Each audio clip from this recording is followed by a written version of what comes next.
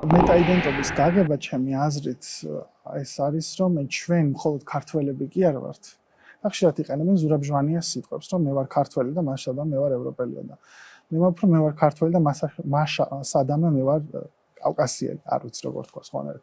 მე პირადად ჩემ თავს ვერ ვაიდენტიფიცირებ იგივე ღირებულებებთან ან იგივე ცივილიზაციასთან როგორც არის დანია, ნიდერლანდები, გერმანია. მიუხედავად რომ გერმანიაში ვსწავლობდი, გერმანიაში ვცხოვრობდი, ჩემთვის ეს არის აბსოლუტურად სხვა სამყარო. კიდე მესმის რომ თქვა სამხრეთ იტალია, საბერძნეთი და ასე შემდეგ, ხო? მაგრამ მეტაიდენტობა რომ მე ვარ ევროპელი და ეს ევროპა რა არის, ჩვენ არც ვიცით, გაგებაც არ გვაქვს. ეს არის რაღაცა სურვილი, რომ თითქოს ჩვენ თუ გავხდებით ევროპის ნაწილი, რამენაირად რუსეთისგან ვიქნებით დაცული, რამენაირად ვიქნებით ახლო აღმოსავლეთის გავლენებისგან დაცული, მაგრამ სამწუხაროდ რეალობა ისაა, რომ ჩვენ გვინდა ევროპა, როგორც უკეთესი ცხოვრების გარანტი, თუმცა არც ვიცნობთ და არც ვიცით ევროპა რა არის.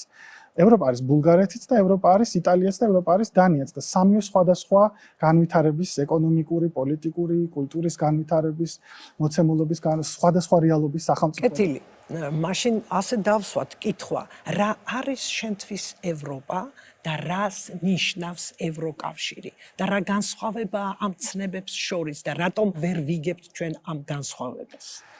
ცით რა არის, რომ ჩვენ რატომღაც გონია, რომ ჩვენ თუ გავხდებით ევროპის ნაწილი, ჩვენ უნდა გავხდეთ ევროპის ნაწილი მხოლოდ ევროკავშირის მეშვეობით. ევროკავშირი იყო ეკონომიკური გაერთიანება თავიდან, რომელიც დაიწყო 50-იანი წლებიდან. ამიტომ მკითხე მე, რა არის ევროპა, რას გულისხმობ შენ? ევროპა ხომ დგას ფასეულობებზე. იცით, დღევანდელ დღეს ევროპა ეს არის კაპიტალისტური იმპერიების ერთობა.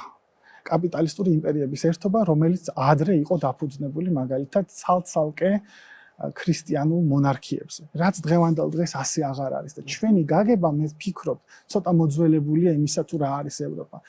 ევროპა დღევანდელ დღეს სამწუხაროდ იმართება ევროკავშირის მიერ. ევროკავშირი არის ეკონომიკური გაერთიანება, რომელიც შემდეგ გადაიქცა პოლიტიკურ გაერთიანებად მაასტრიხტის და ლისაბონის ხელშეკრულებების შემდეგ. დღევანდელ დღეს ევროპას არ აქვს სუვერენობა. ევროპას მე ვერ ვხედავ სუვერენობა ჰქონდეს. იქნება ეს ახლო აღმოსავლეთის კონფლიქტებთან მიმართებით, იქნება ეს უკრაინის კონფლიქტებთან მიმართებით. მე ვხედავ ევროპას თავიდან ბოლომდე სუვერენობაში რას გულისხმობ? გადაწყვეტილებების მიღება და ძალა შემდგომ რომ დაიცვას ეს გადაწყვეტილებები. რა თქმა უნდა, იმიტომ რომ ჩვენ ვხედავთ რას რომ ვაშინგტონი რასაც ეუბნება, ყოველ შემთხვევაში ბაიდენის და მის წინა ხელისუფლებებში რაც ეუბნებოდა, ასე იყო. მე მახსოვს მხოლოდ ორი შემთხვევა, როდესაც ამერიკა შეიჭრა ერაყში 2003 წელს, ჟაკ შირაკი და შროდერი, საფრანგეთი და გერმანია გადაუდგნენ მას წინ. თუმცა დღევანდელ დღეს მე ამასაც ვეღარ ვხედავ 20 წელი გავიდა და ვფიქრობ, რომ ევროპის ელიტები საერთოდ დაცლილი არიან თავიანთი ქვეყნის ან იდენტობის გაგებაში. მე ვფიქრობ, რომ მათ აქვთ ეს მეტანარატივი, ჩვენ ვართ რაღაც ევროპელები, ჩვენ ვართ ლიბერალები და ჩვენ ყველანი უნდა დავემორჩილოთ იმ კაპიტალისტურ დღის წესრიგს, რაც არის მოცემულობა, რაც გვაქვს მოცემულობა. ქვეყნები, რომლებიც მათ ეწინააღმდეგებიან, ის ქვეყნები, ასე ვთქვათ, არიან გაშავებულები ბრიუსელის მიერ. ან მხოლოდ ეკონომიკური პარამეტრებით დამორჩილებაზეა თუ კულტურულ არის უკვე კულტურა ჩართული და უკვე ძალიან სერიოზული საფუძველი აქვს ამას ეგზისტენციალურ. ორივე, რა თქმა უნდა, იმიტომ რომ დღევანდელი ევროპა დგას ევროცენტრიზმზე, სადაც მთავარი არის ევროპა, დასავლური ცივილიზაცია, ხო, დასავლური ცივილიზაციის ის გაგება, რომელიც ჩვენ გქონდა გვეგონა რომ იყო რომ აი კლასიკური გაგება ვუწოდოთ. ეს არასოდეს არ არსებობდა, იცით? ეს იყო ყოველთვის ჩვენთან შემოპარული, შემოგდებული პროპაგანდა, რომ ეჩვენებინათ აი თქვენ სრიკოდან თუ გათავისუფლდებით, ნახეთ სად მოხვალთ 64-ში. მაგრამ ეს 64 არ არსებობდა, იმიტომ რომ კი ვკითხოთ ნებისმიერ ალჟირელს, როგორ უყურებენ ისინი ევროპას, როგორ აღიქვავენ ისინი საფრანგეთს, ან კითხოთ ნებისმიერ ყოფილ იუგოსლავიელ ქვეყანას, როგორ უყურებდნენ ისინი, როდესაც ნატო და ევროპის ქვეყნები ბომბავდნენ მათ დედაქალაქს 90-იან წლებში. აქედან გამომდინარე, ამ კითხოთ უდიდესი უძველეს ცივილიზაციას, როგორც არის ინდოეთი. კითხოთ როგორ უყურებენ ბრიტანეთს. ანუ ბრიტანეთი რას აკეთებდა, ხო, გზებიც არ გაჰყავდათ გზა ლალის ქვის საბადოები და პორტამდე. ეს იყო ევროპა მათთვის.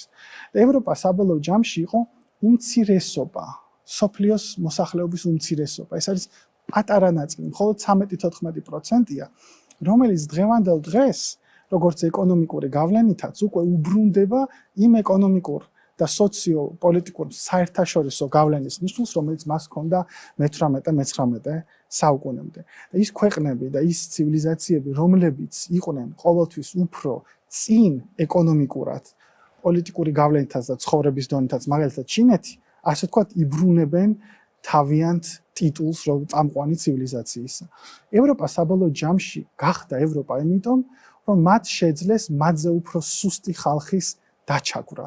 მაგალითად, ამერიკის კონტინენტზე გაანადგურეს ადგილობრივი მოსახლეობა, მიითვისეს მათი სიმდიდრე, მათი მიწები და აქედან კოლონიალიზმით გამდიდრდა და გაიზარდა ევროპა. საბოლოო ჯამში ევროპა თავისი გაგებით არის ძალიან არასწორად დანახული. ეს არ არის განვითარების ერთადერთი გზა. ეს არის განვითარების ერთი გზა და მე ვფიქრობ, რომ ჩვენ უნდა ვიფიქროთ პირველ რიგში ჩვენ რა გვინდა, საქართველოს როგორ განვავითაროთ და ყველა შესაძლებლობა ჩვენ გარშემო გამოვიყენოთ.